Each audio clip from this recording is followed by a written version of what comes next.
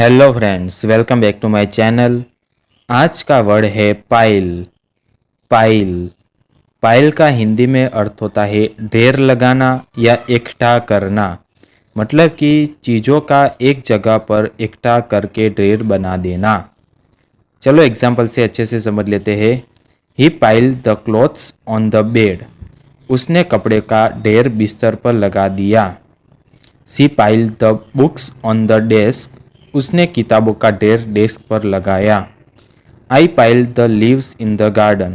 मैंने बगीचे में पत्तों का ढेर लगाया। और फ्रेंड्स, पाइल का यूज़ इंक्रीज होने के सेंस में भी होता है। मतलब कि वर्क इज पाइलिंग अप, मतलब काम बढ़ता जा रहा है। सो फ्रेंड्स, आज का वर्ड था पाइल। अब आप कमेंट में लिखो आई पाइल द क्लोथ्स। मिलते हैं नेक्स्ट न्यू वर्ड के साथ। चैनल को लाइक करो, शेयर करो, सब्सक्राइब करो। धन्यवाद।